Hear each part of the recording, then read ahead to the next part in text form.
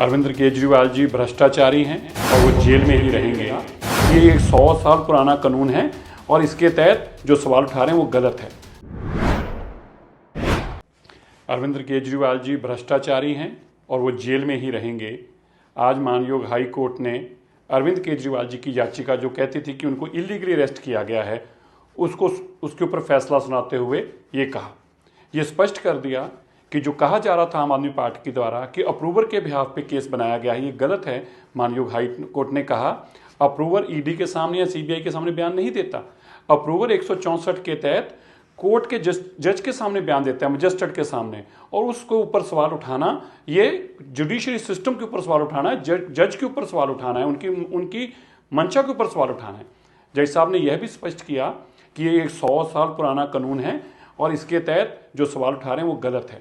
जज साहब ने यह भी बताया कि जो हवाला के जरिए पैसा गया गोवा में और उसके बयान है बाकायदा, और वहाँ के जो कैंडिडेट इलेक्शन लड़े गोवा में उनके बयान हैं, और उससे स्पष्ट साबित होता है कि जो शराब घोटाले में पैसा इकट्ठा किया गया वो चुनाव में भेजा गया। यह भी जज साहब ने बताया कि डिजिटल एविडेंस है और एविडेंस प्रूव करता है कि करोड़ों रुपया गोवा चुनाव में खर्च किया गया। जज साहब ने यह भी बताया कि इस केस के अंदर जो पॉलिसी फॉर्मुलेट की गई थी वो एक गलत इंटेंशन से की गई थी। उस पॉलिसी को फॉर्मुलेट करने का पर्पस ही कहीं ना कहीं करप्शन था, और ये जो केस है सारे का सारा, इसमें ये कहना कि उसने गवाही दी तो केस बना, इसने गवाही दी तो केस बना, ये गलत है। तो बड़ा स्पष्ट है, अरविंद केजरीवाल भ्रष्ट हैं, अरविंद केजरीवाल जेल में रहेंगे।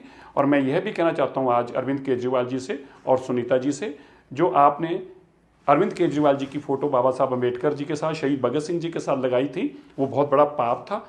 आपने एक भ्रष्ट शराब घोटाले में मुख्यमंत्री जो इन्वॉल्व है उसकी फोटो लगाकर आपने शहीद भगत सिंह जी का और बाबा साहब अम्बेडकर जी का अपमान किया है।